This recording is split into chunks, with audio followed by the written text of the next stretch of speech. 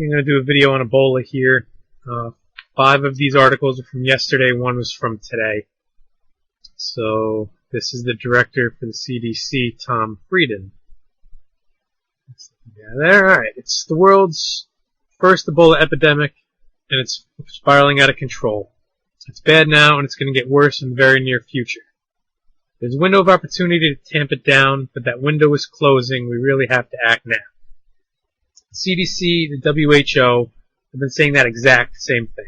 The window's closing, we have to act now for, 2 months now, and here we are. Nothing has been done. They just keep saying that. This is the part where it makes you think they want it to spread when they say dumb stuff like that. Too many places are sealing off these countries. If we do that, paradoxically, it's going to reduce safety everywhere else. Whether we like it or not, we're all connected, and it's in our interest to help them tamp this down and control it. This is not just a problem for West Africa, not just a problem for Africa, it's a problem for the world, and the world needs to respond. He added, we need help now, we know how to stop it. No, you don't. You have no idea how to stop it. And to say that sealing off the countries is going to reduce safety everywhere else, how does that make any sense?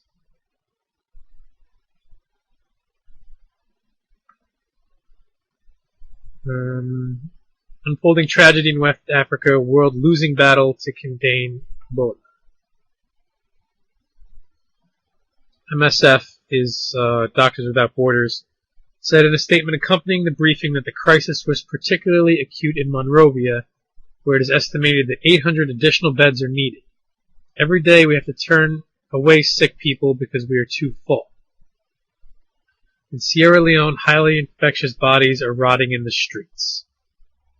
So those bodies are still infectious. The virus still lives even though the person is dead. So if an animal comes along and eats that, I know it's gross, but if it does, or even a fly just lands on that and then goes and flies around, it's carrying the virus. The fly has the virus. The dog or whatever has the virus. Even though it doesn't get sick, it can still transmit it. So at current infection rates, the agency fears it would take 6 to 9 months and at least $490 million to bring the outbreak under control, by which time more than 20,000 people could be affected. That number is incredibly low in my opinion, the 20,000 people. And $490 million, you'll see in one of these other articles that I'm about to go over, they don't have food for the patients in one of these quarantine centers. Like they don't have gloves, they don't have supplies. They're not going to get $490 million all of a sudden. The WHO has appealed for the reversal of flight cancellations. Here's more of this. And virologists said Tuesday travel restrictions could worsen the epidemic, limiting medical and food supplies and keeping out much-needed doctors. If we impose an aerial quarantine on these countries, we undermine their fight against the epidemic. It's just doublespeak. This is nonsense.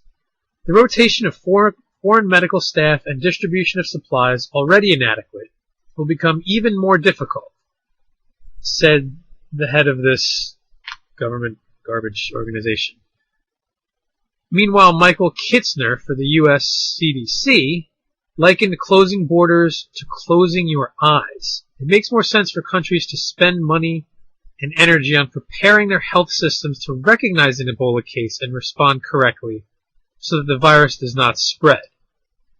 Instead of closing the borders, stopping air traffic so that the virus does not spread. It makes no sense.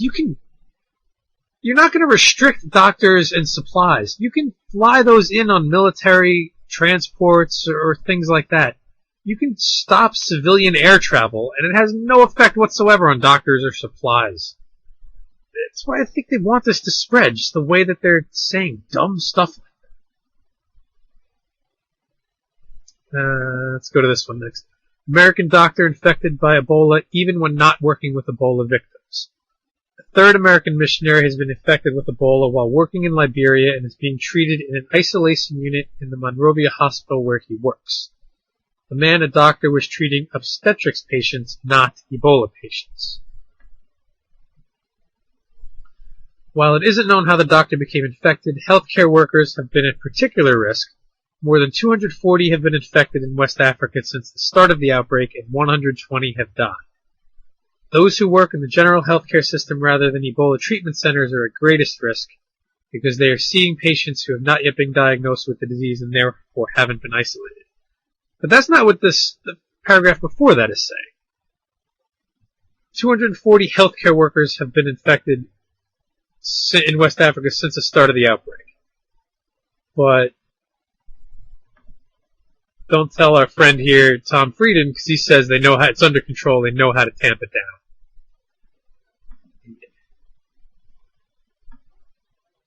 Alright, Ebola is back and it's worse than ever. Is it because it's airborne? What Ebola does to the human body defies reason. It's like something out of a horror movie, not a textbook. At the least, this is the most virulent and efficient strain of Ebola we've ever seen. At worst, we're witnessing the onset of a deadly mutation anticipated and feared for almost 4 decades. The early symptoms of Ebola are flu-like, a runny nose and chills, but then the virus begins to cause white blood cells to rupture and prevent blood from clotting. In the final stage of the disease, patients' eyes turn red and their genitals swell. They likely have purpura subcutaneous hemorrhaging and appear bruised all over.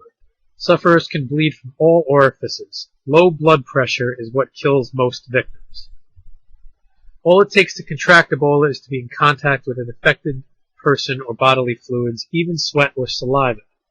So if it's in your saliva, think about it. If you cough, if you sneeze, it's in there.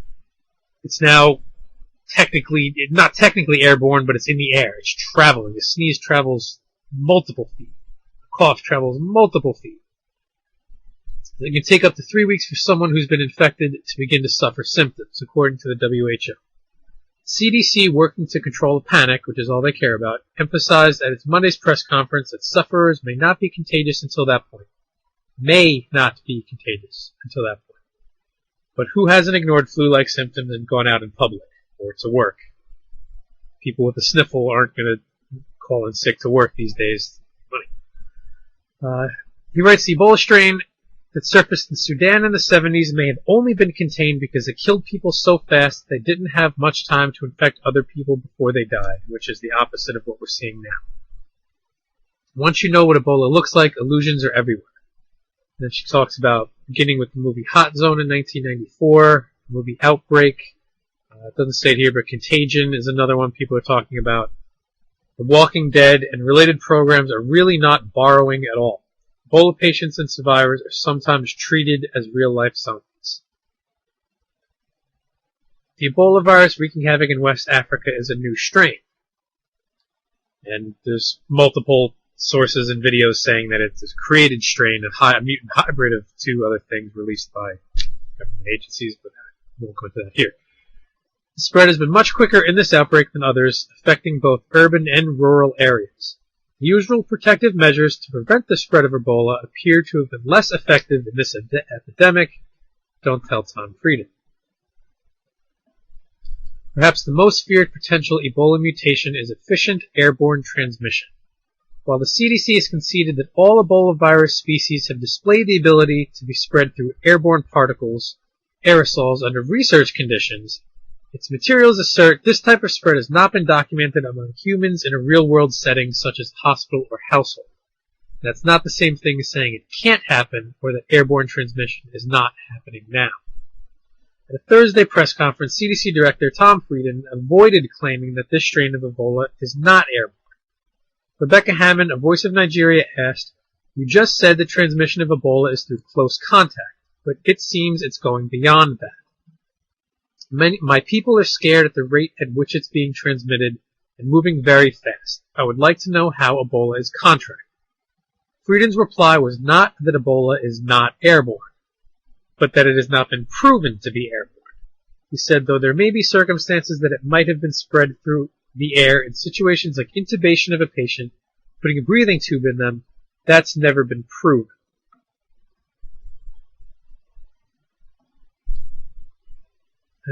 But surely if anyone could prevent transmission through these means, which is standard barrier nursing and infection control practices, Sierra Leone's top Ebola doctor, a leading Liberian internist, and the head of an Ebola clinic would have been able to do so. Instead, they became infected. 2 of the 3 are now dead, and the 3rd remains in serious condition. From the previous article, 240 is what they're saying healthcare workers have been infected. Even in the best case scenario, it could take 3 to 6 months or more to stop the virus. And we're certainly not in the best case scenario, which I will show you here. Patient suspected of suffering from Ebola escapes in search for food in Liberia. Public panics, forced back to quarantine. So this man here in the red has Ebola. You can see on his wrist here, it's clearer later on in the video. That wristband indicates that someone who's tested positive. So he left quarantine. I muted the video here. He left quarantine to go get food. He just walked into the market. Because apparently they aren't feeding the people because they just don't have the money and resources to do so. And all these people just standing around walking with him. Why? Why? You obviously know that he has the disease. The healthcare workers are there. Get away. What's wrong with you?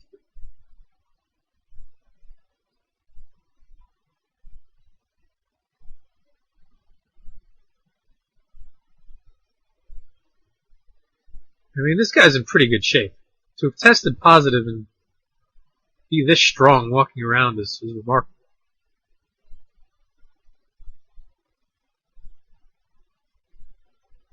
He resisted, wouldn't go back voluntarily, so they had to throw him in the back of the truck, and you can see they're spraying him with the chlorine the entire time.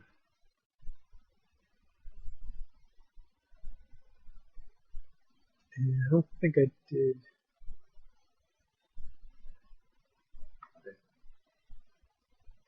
In coincidence news, WHO confirms that Ebola in Congo is genetically distinct from the one spreading in West Africa, which I've been talking about so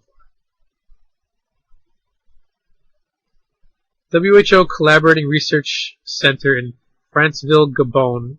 The center has previously identified 6 Ebola-positive samples sent to the laboratory. The report today said the virus in the Benode district is definitively not derived from the virus strain currently circulating in West Africa. WHO amplified that finding. Results from the virus characterization, together with findings from the epidemiological investigation, are definitive. The outbreak in DRC is a distinct and independent event with no relationship to the outbreak in West Africa. It just happens to be going on at the exact same time. The viruses in each outbreak are genetically distinct, but they are both of the Zaire species of Ebola virus. The index case has been clearly identified as a pregnant woman from Ikanangamongo village who died on August 11th after preparing bushmeat monkey that her husband had hunted.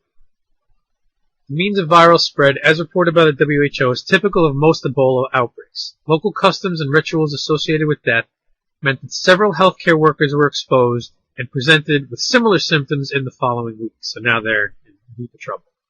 Thus far, the WHO has identified 53 cases consistent with diagnosis of Ebola, including 31 deaths in less than a month. 7 of the dead were healthcare workers. But the WHO stressed the outbreak is primarily occurring in a remote region of DRC about 750 miles from the capital of Kinshasa. So, bad news all around with this Ebola stuff. Like they're saying 6 months under the best case scenario, and don't close the borders, don't worry about that. That's the worst thing you can do. It's counterintuitive to everything that anyone would ever think.